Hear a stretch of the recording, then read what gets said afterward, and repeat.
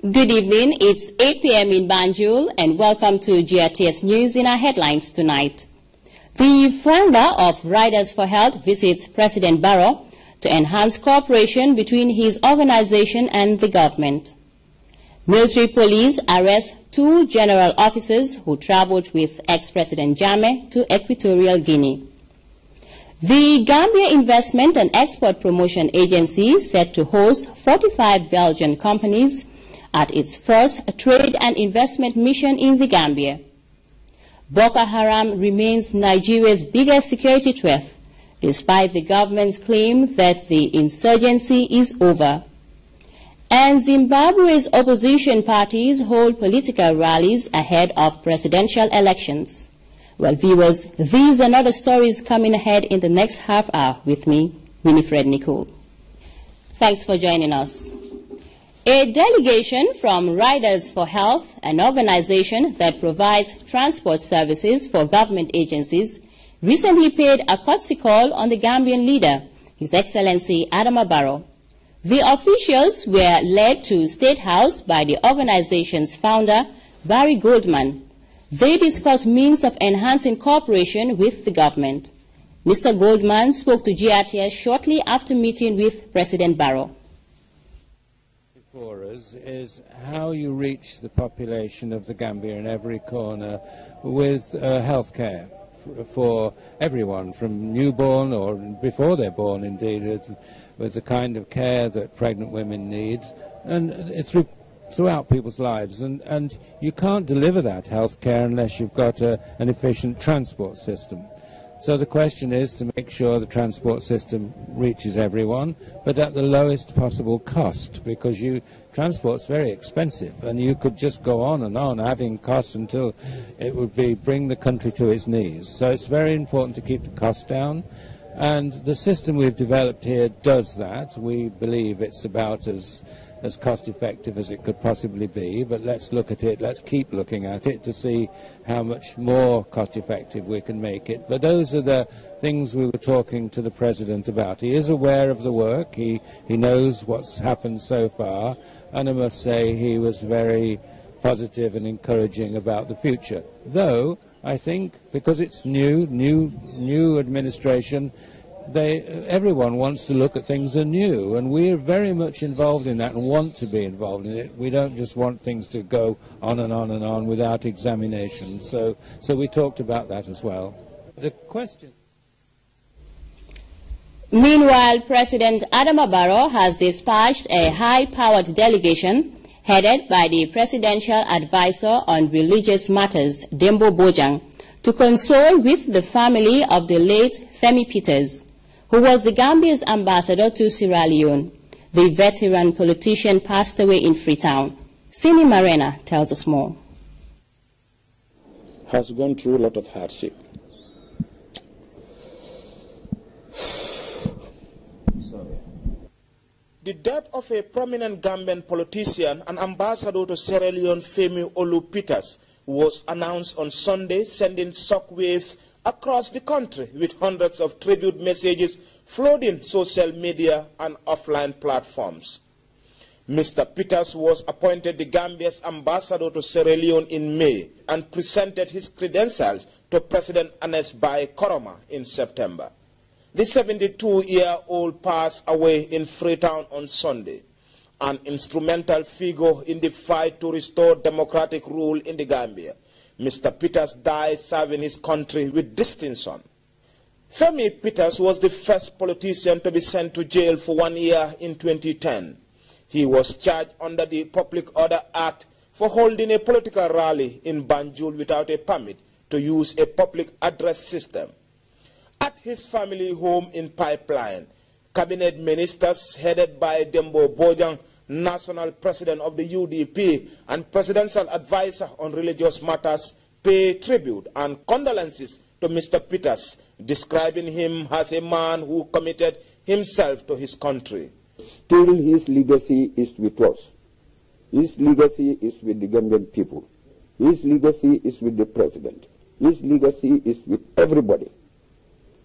Because he did extremely well, that a good citizen should do. he was never a sellout. And he stood on firm grounds. And I tell you that Femi rekindled a lot of the past of today by virtue of his actions. Femi Peter is the fourth person jailed by Jammeh's autocratic regime since the April 2016 opposition protests. As victims of that incarceration continue to pass away months after their release, questions are now being asked as to what really happened to them in prison. Femi and I share the same handcuff throughout our trial. Lands Minister Lamin Diba is a personal friend of Mr. Peters, whom he spent time with in detention. He is a Democrat, somebody who has respect for human rights and rule of law. Paying an emotional tribute to the deceased, UDP's Ibrahim Mane said Femi Peters sacrificed everything for the Gambia. He has been somebody who has played a leading role in development of the party and the party membership. And because of that, we will miss him sorely. Hannah Peters is the younger sister of the late Femi. Femi is somebody, I said he's one of a kind. He's always fighting somebody else's cause, always. Femi Peters and all three others that have died were jailed with the country's then opposition leader and now Foreign Minister Usainu Dabo. They were free from prison in December 2016 following the presidential election that brought President Adama Barrow to power. Mr. Peters, 72, is survived by a wife and several children. Reporting for GRTS News, I am Seni Marena. May his soul rest in peace. The general public is hereby informed that the Gambia Armed Forces Military Police have arrested Brigadiers General Umpa Mendy and Ansumana Tamba, former serving members of the Gambia Armed Forces. A press release from the Defense Headquarters says the two general officers traveled with ex-President Yahya Jammeh to Equatorial Guinea following the political impasse. General Umpa Mendy was the principal protection officer to the ex-president, and General Ansumana Tamba, the elsewhere commander of the State Guards Battalion, arrived in the Gambia on Sunday, 21st January 2018, on board a Royal Air Morocco flight from Equatorial Guinea via Morocco. They were arrested from their respective homes between 1200 hours and 1400 hours and currently detained at the Yundum military barracks, where they are helping the military police with their investigations. The Gambia Armed Forces wishes to reassure the general public that there is no cause for alarm and that the Gambia is safe and secure. All are therefore urged to go on their normal daily activities. The Gambia's ambassador to Brussels was amongst the latest who appeared before the Janneh Commission of Inquiry, investigating the financial spending of former President Yahya Jammeh and his close associates. Suma Jadama was following proceedings and filing this report. Jete, who was summoned in connection to Gamtel Spectrum Gateway contract, revealed that her involvement in the contract as the then Secretary General was an instruction given to her by the former President to terminate the Gamtel Gateway contract. Whilst you were the Secretary General, Office of the President, were involved in the issue of Spectrum. Could you tell us what your involvement was? My involvement was in the termination of the contract with Spectrum, termination of the contract and the buying back of the Spectrum shares by the government of the Gambia. Monday's session witnessed the tendering of payment request from the office of the former president, signed by Tenemba Jete and others, through the Ministry of Finance and Central Bank of the Gambia, for the purchase of shares for Spectrum from the Gamtel Company Limited. We see that the agreement just mentioned was attached to a letter signed by you, dated 17th April 2009. We sent this document by DHL to Spectrum, but I'm not sure, but I believe that Spectrum actually signed and returned the copy. Tendered exhibit indicate that out of $32 million recovered from the Gamtel-Gamcell Spectrum Gateway contract, $19 million was paid to the government revenue consolidated account, while the whereabouts of the remaining $13 million couldn't be answered by Tenemba Jete, whose office facilitated part of this project. You wrote 4 months later, on 12 March 2009, to Ali Yusuf Sharara, the chairman and chief executive of Spectrum, regarding the repurchase of the shares from them at the sum of $35 million US. Yeah. We'd just like to understand how this came about. Yes. It came about by way of an instruction from the former president that I should write immediately to them and request for the buying back of the shares by government at that price. Why did the president direct that the shares should be repurchased? No, I wasn't privy to that. You were Secretary General at the time, Mrs. Jete. No. Former Information and Finance Minister Fatim Baji and Musa Gibril Balagay, respectively, made their first appearance before the Commission in connection to the Gamtel Gateway contract. Suma Jadama reporting for GRTS. The Gambia Investment and Export Promotion Agency, GIPA, in collaboration with the Belgian Chamber of Commerce, are set to organize the first ever trade and investment mission for Belgian companies in the Gambia. This information was disclosed at a press briefing on Monday. Esa Sow was there for us. The first ever trade and investment mission for Belgian companies in the Gambia will be held from the 25th to the 26th of January 2018. The event, according to officials of the Gambia Investment and Export Promotion Agency, GIPA, is in fulfillment of the agency's mandate of promoting investment and business development. As we may have known, our mandate is to promote investment, which is one department here. We have export and business development, enterprise support, and advocacy. We will have that opportunity to do that today on behalf of this government, as we are mandated to do it on behalf of the government. But more importantly, we'll get an opportunity to showcase Gambia so we can create employment. The mission, which is set to attract over 45 Belgian companies to the Gambia, is expected to strengthen investment and trade links between Banjul and Brussels. It equally presents an opportunity for matchmaking between Gambian businesses and the visiting companies. We are privileged as a business community. We are privileged and honored and blessed in this country for having such an opportunity. We also want to thank the government, head of state, government and people of the Gambia for very rarely in Africa that we can offer and provide the conducive atmosphere for these people to have so much confidence in coming to the Gambia and say we are willingly coming, as already mentioned.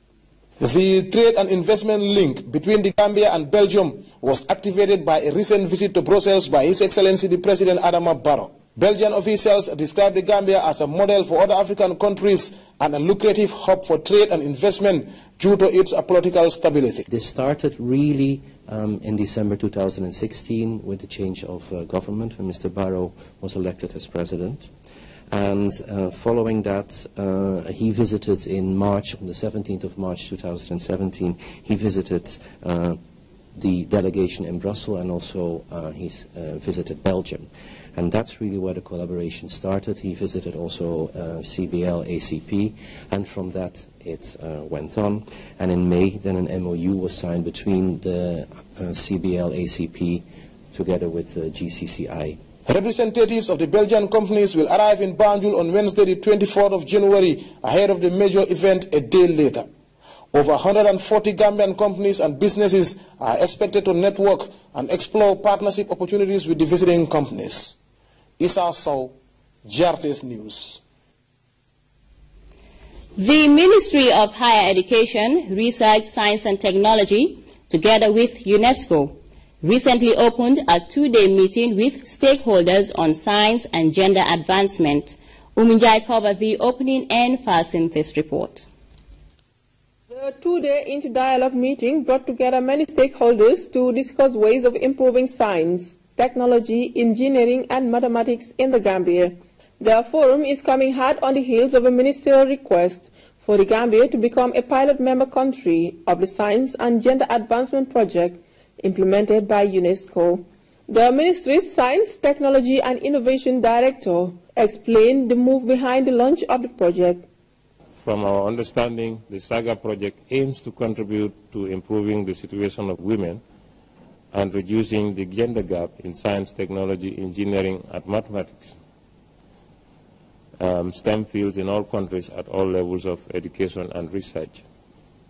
To achieve these objectives, it determines measures and assesses sex disaggregated data as well as supports the design and implementation of science, technology, and innovation policy instruments that affect gender equality in STEM.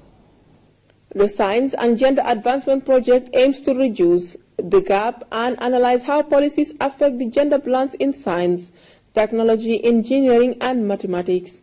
Lamin Jaju, a senior program officer at UNESCO, also set light on the importance of the scheme. SAGA project shall complement and give impetus to the drive for advancement in science and technology within a gendered spectrum. I say this, Mr. Chairman, because the SAGA project aims to contribute to improving the situations of women and reducing the gender gap in science, technology, engineering, and mathematics fields in all the countries at all levels of education and research.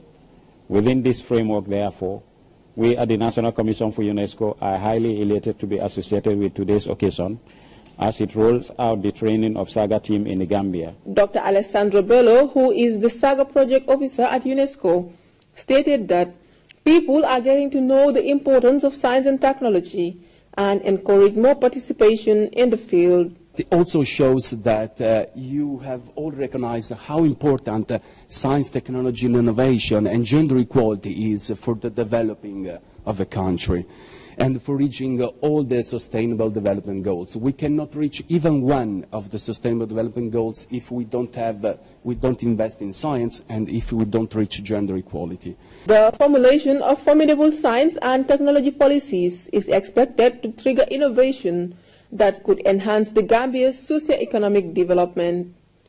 Ominjai, GRTS. Supportive Activist Foundation, in collaboration with Unity Foundation, Sunday sensitized the community of Banjul on issues relating to mental health. Janke Ture has more on that. Was staged to sensitize the community of Banjul on key mental health issues such as the causes, challenges, as well as the solutions to mental health.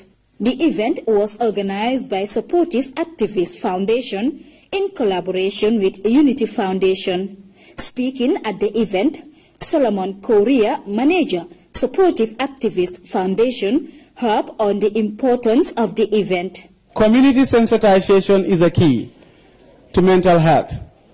According to the Mental Health Result Act in 2007, which was published, that 70% of the population believes that mental health is caused by witchcrafts and evil force.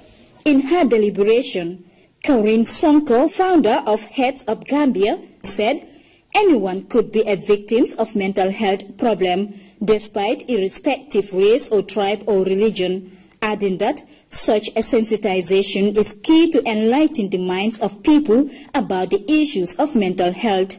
We as human beings want to be needed, we want to be included, and we have our opinions. If yesterday you did not have a mental illness, and tomorrow you are diagnosed with a mental illness, do you lose all your skills, or are you the same person? The most important part of treatment is support. Support of your family, your friends, your loved ones. For Luke Jatta, in order to tackle the issues of mental health problems, youths must change their attitudes towards the misuse of illegal substances, which he said are key factors that causes the illness. Looking at the percentage there will tell you is about substance misuse. And then simply because in our homes, what do? You have a son. But having a son, you begin to see certain things happening in his life which were unnormal, like to his normal life. The individual was there.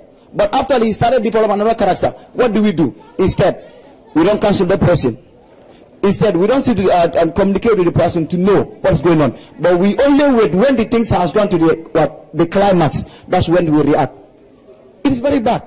The members of the Supportive Activist Foundation also present a drama performance on the misuse of substances that lead to mental health.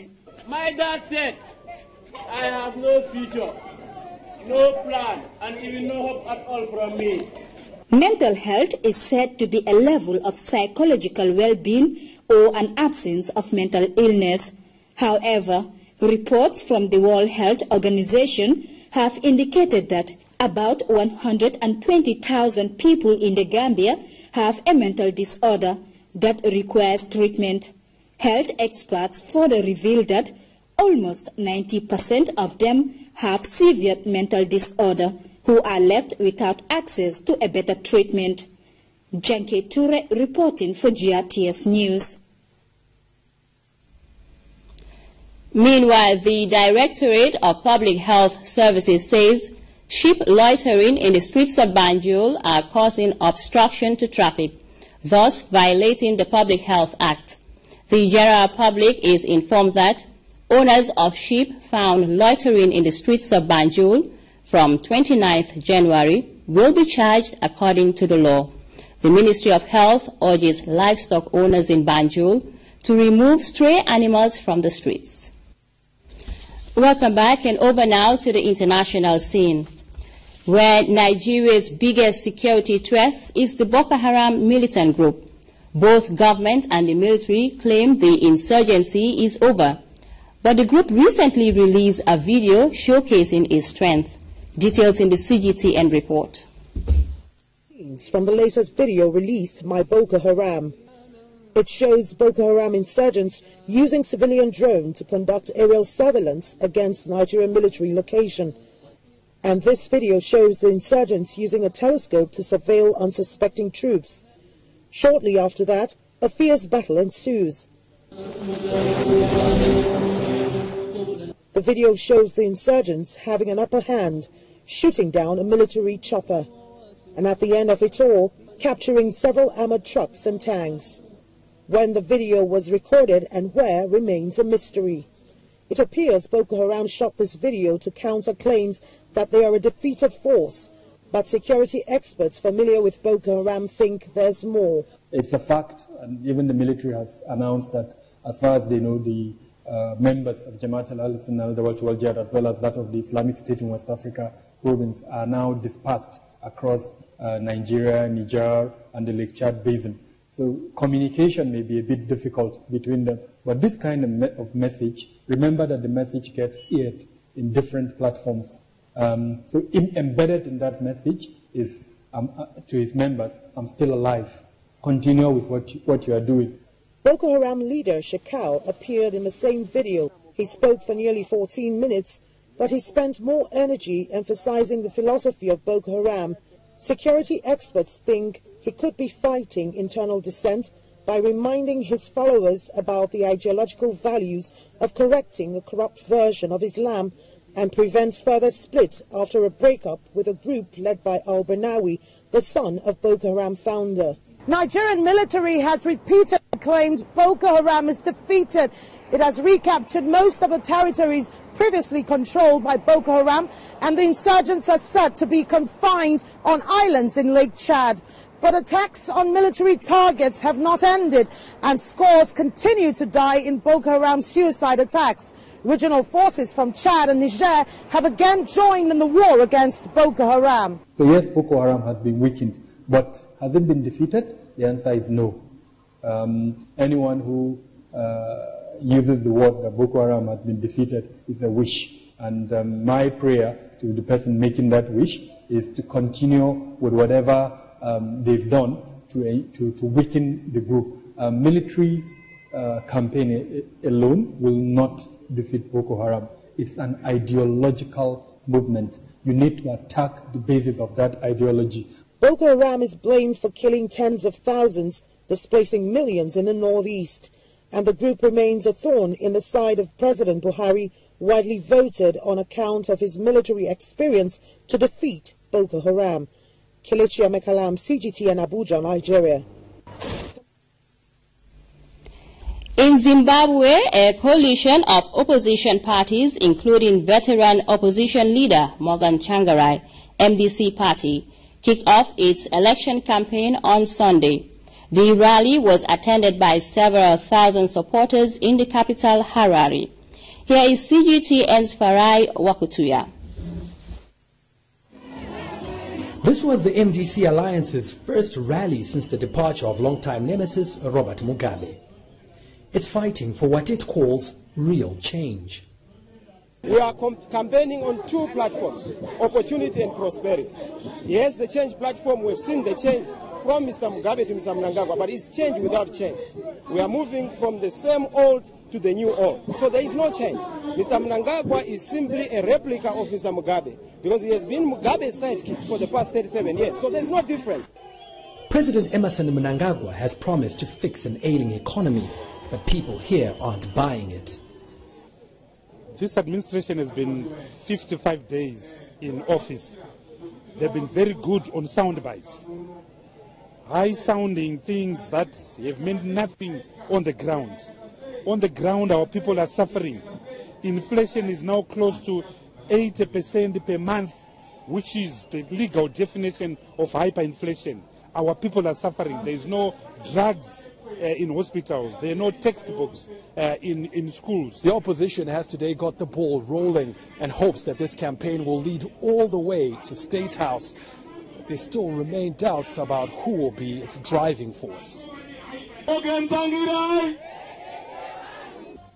Tsvangirai is the coalition's flag bearer, but he's battling colon cancer and was too unwell to attend Sunday's rally. He's recently hinted at stepping down. The coalition is undivided over who would take over if he does. In the unlikely event that is unable to continue, there are leaders there that will carry out the transition. We have to give our people a fighting chance, and we're a team. One of the things that we are moving away from is big men personalities into teamwork. One rally in, and some veterans of the opposition fight already think they have the election in the bag. Our victory now is certain. We have come a long way, and we believe this year will be the end, and then we can rest. Elections are due by August, though President Mnangagwa recently said they could be held in 5 months. Farai Wakutuya, CGTN, Harare. And to end this newscast, a recap of the day's main stories. The founder of Riders for Health has visited President Adama Barrow to enhance cooperation between his organization and the government of the Gambia. Military police have arrested 2 general officers who traveled with ex-President Jammeh to Equatorial Guinea. The Gambia Investment and Export Promotion Agency is set to host 45 Belgian companies at its first trade and investment mission in the Gambia. Boko Haram remains Nigeria's biggest security threat, despite the government's claim that the insurgency is over. And Zimbabwe's opposition parties are holding political rallies ahead of presidential elections. Well, viewers, that was all in this edition of the News at 8. Join us at 10 for another bulletin. Until then, do stay with GRTS.